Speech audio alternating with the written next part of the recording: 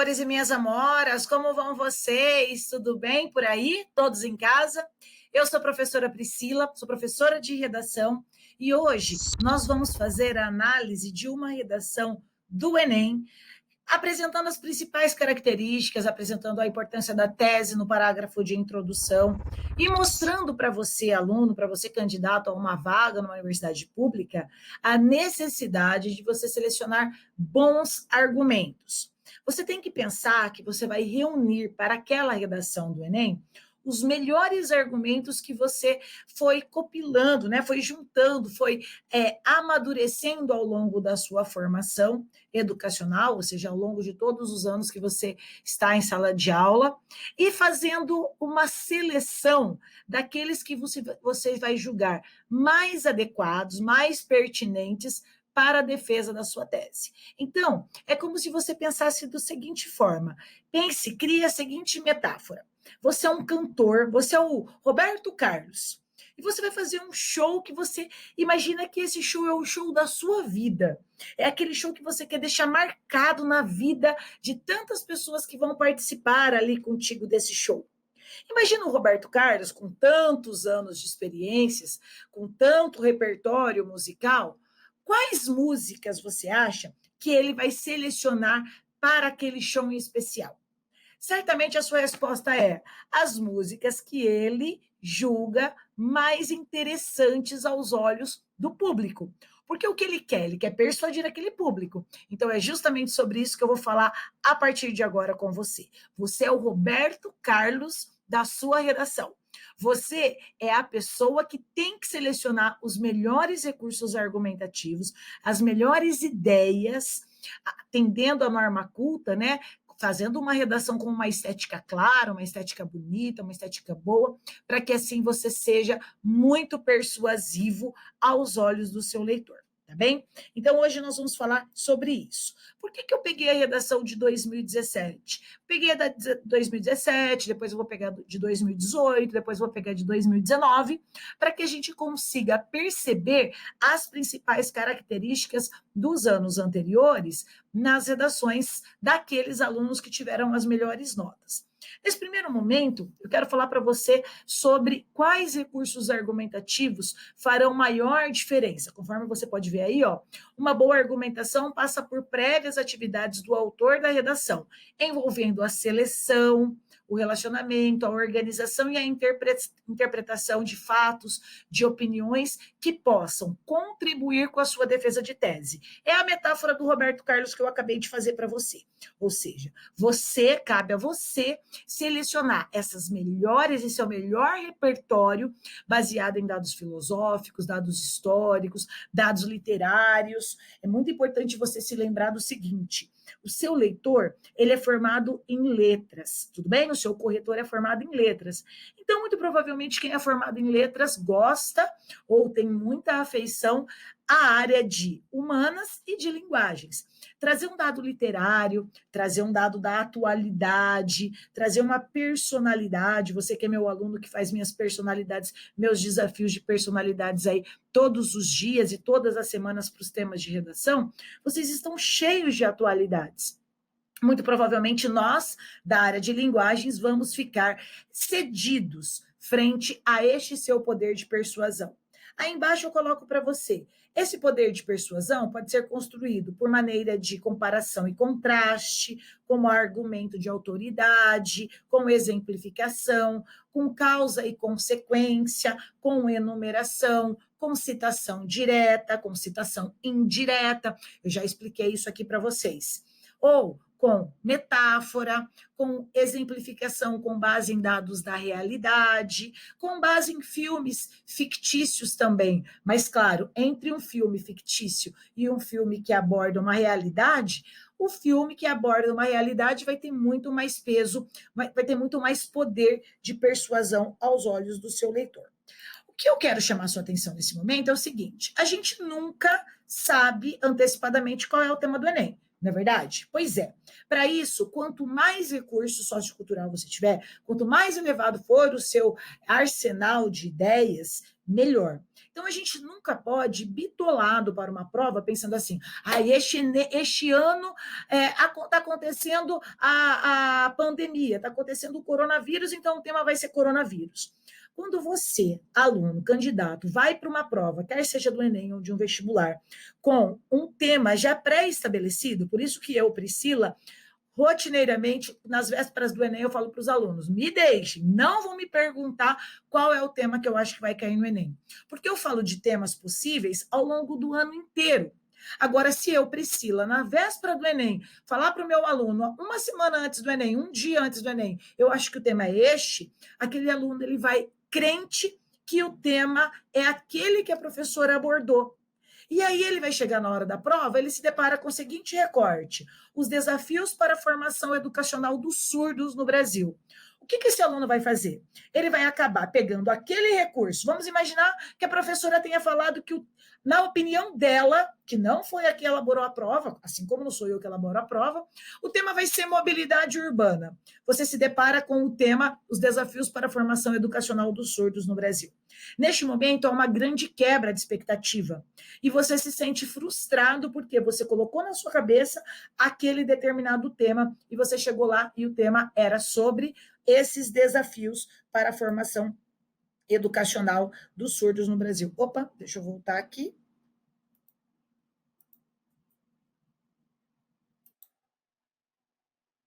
Então, você tinha que trabalhar a questão do desafio para a formação educacional dos surdos no Brasil.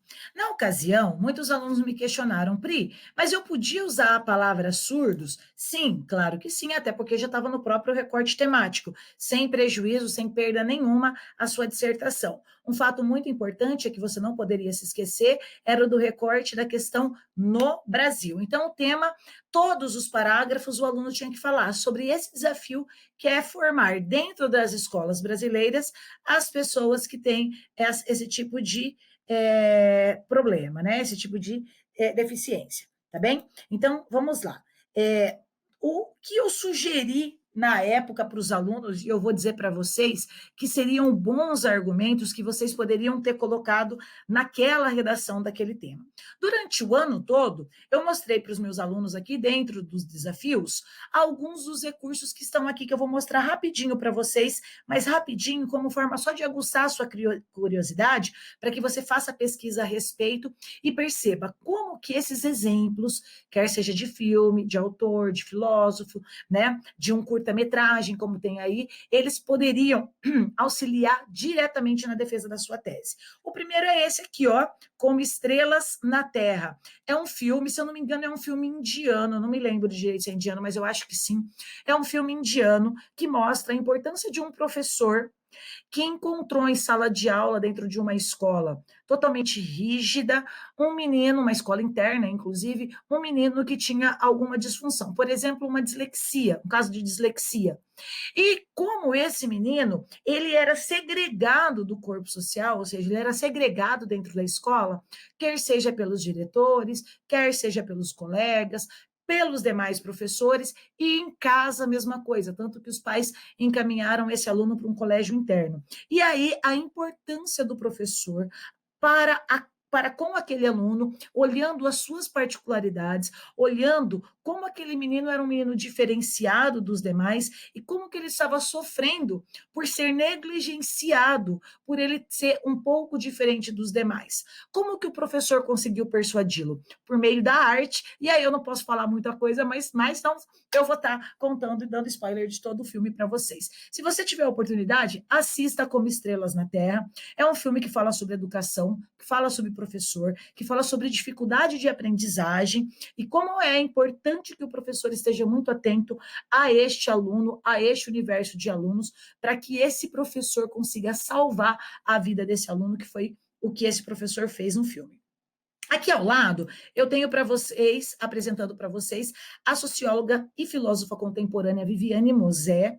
A Viviane Mosé, ela participa semanalmente daquele programa na TV Cultura, Café Filosófico. E se você pesquisar, você vai encontrar ela falando sobre os desafios da educação. Então, ela fala muito sobre a importância da educação e quais são os desafios da educação. Se eu falar para você que nós trabalhamos com ela o ano todo sobre os desafios da educação, você já pode imaginar que escrever sobre o desafio da formação educacional dos surdos no Brasil ficou muito mais fácil para os meus alunos naquela época. Por quê? Em 2017. Por quê? Porque eles já estavam preparados para falar sobre os desafios da educação. Acontece que, quando eles se depararam com o tema da prova, eles tiveram que adaptar o desafio da educação e formação educacional dos surdos, especificamente dos surdos. Mas aí essa adaptação fica muito mais fácil na hora da prova, sabendo que você já tem esse recurso, esse exemplo, com base na socióloga Viviane Mosé. Aqui embaixo nós temos um curta-metragem maravilhoso. Em 2016, ele ganhou um prêmio espanhol chamado Prêmio.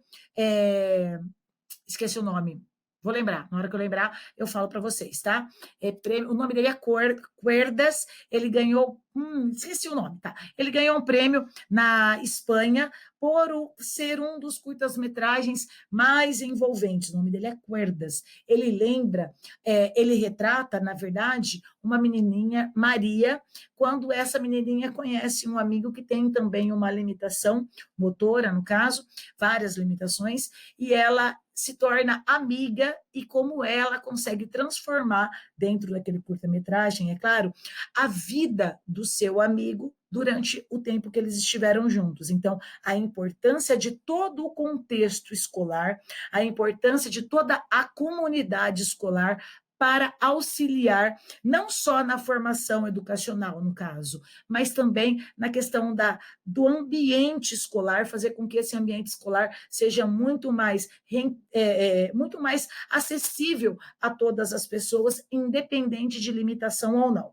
E, por fim, o que eu vou trazer hoje para vocês aqui é o meu lindíssimo Rubem Alves, fantástico para falar de educação em todos os sentidos. Então, se você puder, pesquise os contos do Rubem Alves. Um que eu sugiro, inclusive, para você é Gaiolas e Asas, é um conto fantástico que mostra que algumas escolas elas podem aprisionar o indivíduo, que são as escolas gaiolas, enquanto outras libertam, enquanto outras fazem com que esse indivíduo possa sonhar, possa se tornar liberto de tantas amarras. E essa amarra pode ser uma limitação auditiva? Pode ser uma limitação visual? Pode ser uma limitação intelectual ou motora? Pode. Então, aí cabia a você fazer todas as adaptações ao tema, no caso, formação educacional dos surdos especificamente, mas todos esses recursos que eu estou mostrando aqui para vocês, eles são legítimos e seriam extremamente pertinentes para o desenvolvimento da sua redação. Tá bem? Vamos ver agora o que a aluna Maria Fernanda Giroldo, ela passou na UFSC, tirou 980 com essa redação, e vamos ver quais estratégias de argumentação ela utilizou. Olha só, ela começa assim. Segundo o escritor inglês George Orwell, vírgula, citação direta, enxergar aquilo que temos diante do nariz requer uma constante. Fecha aspas, porque ela terminou a citação direta. Tal reflexão ressalta a importância de iniciativas sociais frente aos problemas enfrentados. Concordem comigo que esse período ficou muito curto, tá? Ficou um período muito fragmentado. O ideal é que você construa períodos complexos. Análogo a isso, no Brasil, o desenvolvimento escolar de pessoas surdas, muitas vezes, aqui ela não generaliza, encontra-se distante das preocupações políticas. Como se esses estudantes fossem invisíveis, e aí ela coloca entre aspas, porque ela está fazendo uma metáfora, certo? Perante a garantia de seus direitos pelo Estado. Dessa forma, elemento coesivo para ligar os períodos, tanto, olha a tese dela, vou até pintar de outra cor aqui a tese dela para ficar muito clara aos seus olhos. Tanto as atuais técnicas metodológicas de ensino, quanto a falha capacitação de professores revelam os desafios, olha que bacana, palavra-chave, importantíssima essa palavra-chave para o tema, os desafios para permitir a inclusão dos surdos na formação educacional do país. Aqui, galera, ela apresenta, além na linha 6 da tese dela, todas as palavras-chave necessárias para estar presentes na redação. Desafio, inclusão, surdo, formação educacional e país Brasil. Então, aqui, entre a linha 5 e a linha 6, ela apresenta tanto a tese quanto as palavras-chave do tema. Além de que ela fez aqui, no início, uma citação direta com base, conforme eu acabei de falar para você, em um dado literário, livro 1984, tudo bem? Isso é poder de persuasão, sim, aos olhos do leitor.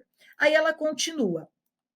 Assim, nesse sentido, a filósofa contemporânea Viviane Mosé, a Viviane que eu acabei de mostrar para você, falei do programa Café Filosófico, vale a pena você assistir, afirma que o sistema de aprendizagem nacional é marcado pelo Fordismo. Aí ela explica, olha que didática que a Maria Fernanda foi, isto é, locução explicativa entre duas vírgulas, preza pela quantidade e não pela qualidade e pelas habilidades individuais dos alunos. Foi aqui que ela perdeu 20 pontos. Foi aqui que um corretor, na verdade, tirou 40 pontos e por isso ela teve a média de 980, pelo eco, que gerou aqui, ó, quantidade, qualidade, habilidade. Então, ocorreu esse eco, ou seja, essa repetição, infelizmente, aqui na linha 8.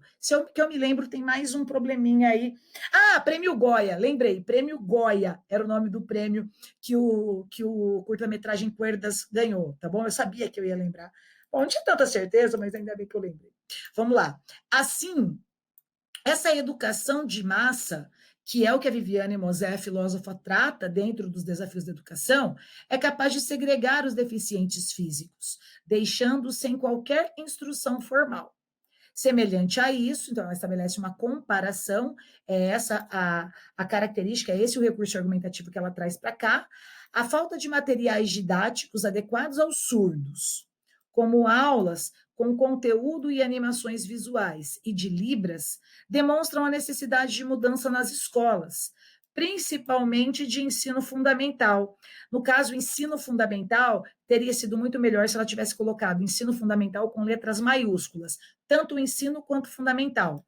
Haja vista que tal empecilho, toma bastante cuidado com a grafia da palavra empecilho, recorrentemente os alunos erram na grafia da palavra, a Maria Fernanda escreveu certinho aqui, que tal empecilho é refletido no aumento de desigualdades sociais.